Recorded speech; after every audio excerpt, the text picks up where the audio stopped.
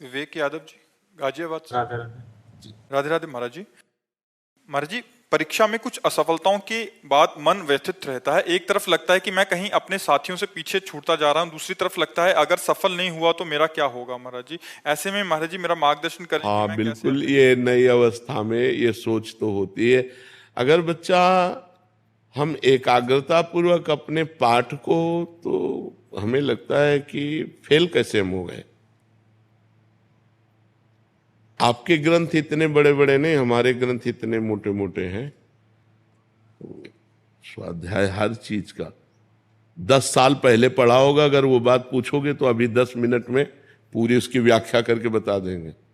अगर आप प्रयासरत हो, प्रयत्नरत हो, तो अपने विषय में असफल कैसे हो जाते हो। या तो आप ब्रह्मचर्यहीन हो रहे हो, इधर उधर प्रपंच कर रहे हो, अपनी पढ़ाई से विमुख आचरण कर रहे हो, मनोरंजन कर रहे हो। नहीं तो बच्चा, अपने चैप्टर को हमें 1 साल दिया जाता है, 1 वर्ष दिया जाता है अपने चैप्टर को कंठस्थ करने के लिए, पुष्ट करने के लिए। कितनी पढ़ाई होगी। बिल्कुल, मतलब जिस विषय में लगो उस विषय में एकदम। तो हम कह रहे हैं तुम्हारा जो चैप्टर है हम उसे कंठस्थ कर सकते हैं। तो हम इतने कमजोर क्यों हैं कि हम फेल हो जाते हैं। अगर ये हो कि भाई टीचर कोई पक्षपात करता है तो बात अलग है, नहीं तो हम फेल क्यों हो जाते हैं। कहीं ना कहीं हम गलत हैं। हम अपनी गलती को सुधारें। और असफलता मिलना सफलता का एक प्रतीक है कि हमें और जोश आना चाहिए। आप जीवन में कभी असफल नहीं होंगे। रात दिन पढ़ाई करो, ब्रह्मचर्य से रहो, भगवान का नाम जप करो, माता पिता की आराधना करो। कौन सी उन्नति जो तुम्हारे चरणन चूम ले, कौन सी उन्नति जो चरणन चूम ले।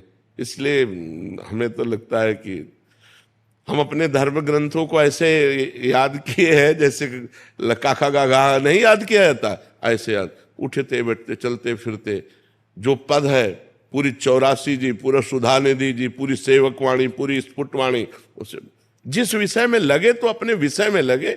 जिस विषय में लगे तो एकदम लगे। तो आप फेल कैसे हो गए। अपने विषय का ज्ञान आपको क्यों नहीं है। ऐसा तो कोई चैप्टर प्रश्न दिया नहीं जाता जो क्लास का ना हो। मान लो आप 12वीं में हैं तो 12वीं के क्लास के अंतर्गत ही आपको दिया जाएगा। ऐसा नहीं है कि आपको आगे का दिया जाए।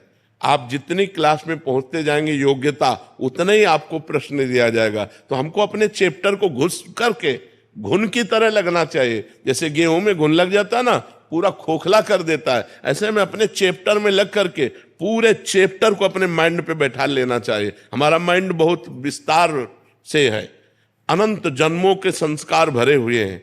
छोटी सी चिप में मन की अनंत जन्मों के, तो ये सब पूरा आपको भर लेना चाहिए।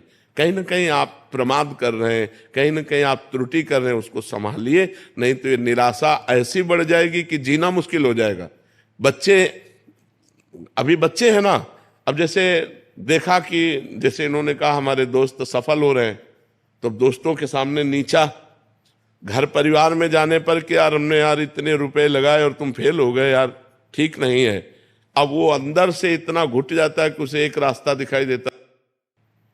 ऐसे कोटा में बहुत से बच्चे जो करते हैं, उसका कारण है कि उनको एक रास्ता नजर आता है कि अब मित्रों में कैसे जाऊं और घर के परिवार वालों को कैसे मुंह दिखाऊं। हर जगह ये आता है कि फेल फेल फेल, तो इससे अच्छा है कि हम कर लेते। कोई रास्ता थोड़ी है। आप भूत प्रेत बनोगे, फिर नाना प्रकार के और दुख भोगोगे। हमें चाहिए कि हम अपनी गलतियों का सुधार करें। मोबाइल में रील देखने में समय बर्बाद ना करें, गेम देखने में बर्बाद ना करें, गर्लफ्रेंड बॉयफ्रेंड वाली झंझट में ना पड़े, इस प्रपंच में ना फंसे। अगर आप सही से चलो और ब्रह्मचर्य धारण करो तो ब्रह्मचर्य में इतनी सामर्थ्य है कि सब कुछ याद हो सकता है। बच्चा सब कुछ याद हो सकता है। तो आप निराश मत हो, संयम में चलो और आगे उन्नति को प्राप्त हो। ऐसा नहीं कि बराबर अवनति हार ही हाथ लगेगी, ऐसा नहीं है। आप प्रयासरत रहो। ठीक है।